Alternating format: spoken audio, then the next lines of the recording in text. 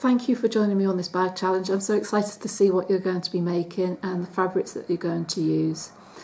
As I said before, it's for those who are new to sewing or not very confident in using their sewing machines, and for those that are more experienced. For those of you that are confident with your sewing machines and have used them often, see how many bags you can make in a week, or different types of bags. That would be interesting to see what bags that you make. So come and share them in the group with us. Give us a bit of encouragement on the way. Bags are one of the projects that I tend to use with new students that have not sewn before. It's so much nicer to be able to sew and to have something useful at the end of it. So what I've got here is simplest of bags that you can make. There's no shaping to it, the front and the back, and two handles. And actually, if you've got a fabric that's non-directional, you just need one piece of fabric for the back and the front, and that's what I've done here. You don't have to go out and buy expensive fabric. We've had a clear out at home, and we've got a couple of tablecloths and an old bed sheet that are no use to us anymore. They're not good enough to go in the charity bag for anybody else. Because the tablecloths, just show you this one here, you may see there's a hole in it, used underneath the chinchilla cage when we had him, and he decorated them, he chewed holes in them. So I've cut off some of the usable pieces, and out of this tablecloth I'm going to get 2 bags. So I've cut 2 bag pieces, and I've got 2 sets of handles, and they're different sizes. So I'll give you more details of that. If you're using new fabric, just be aware that if your fabric has a directional design on it, you can't cut one piece for the back and the front. You need to have 2 separate pieces. So take that into consideration when you're cutting it out, because you need to allow for seam allowances. For your seams, you can use French seams. To tidy it up, I'm going to probably jump on the overlocker, and that will sew and overlock at the same time. If you don't have one and don't want to do French seams, then you can just zigzag the edges of your fabric after you've done your seams, just to finish those off nicely to prevent fraying. So I'll put sizes that I've cut. I've just allowed myself enough room to do a hem at the top. So non-directional, so I've got 1 piece, and that measures folded in half about 20 inches. So that's that. I've got 2 sets of handles.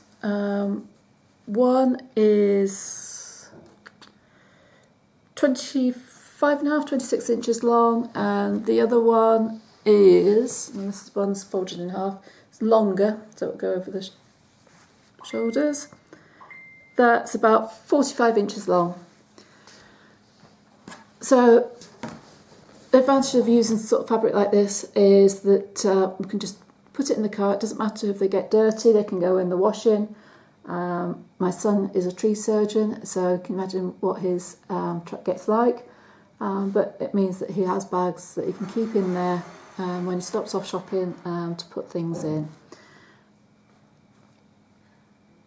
These are going to be basic, no shaping on them. I shall explain each day what we're doing. So we're going to take it by stages, so if you're new to sewing, you can just plod along and just take each day as it comes.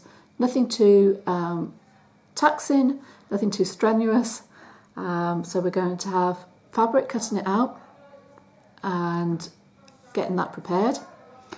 We'll do sewing, we'll sew our bags, we'll sew our handles, and then we'll attach our handles to our bag.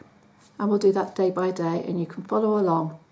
For those of you, as I said, that are more experienced, jump on and do bags, and look forward to seeing the different types of bags that you do. So the reason I've chosen this for this challenge, this is one of the projects that I do with those that are just learning to use their machines at the beginning of sewing, It's something that is straightforward, not too many pieces, not too difficult, and it builds up that confidence and those skills that you need. In the classes that we do, we start off with a simple bag with no shaping, and then of course we add shaping where you get your box corners, and then lined bags. And so today this week we're just going to do the basic bag. I'll hop on each day different bits that you may find useful, so about shaping, explain how we do that. If you want more details, then I'll put details of the classes in that you can join. So we look forward to seeing what fabrics that you're going to choose. So that's your task for today. Choose some fabric. If you're probably a metre of fabric that you're looking for, and where you can make yourself a lovely bag out of that. If you're using recycled fabrics, brilliant. Look forward to seeing what you use. So I'm going to be using this.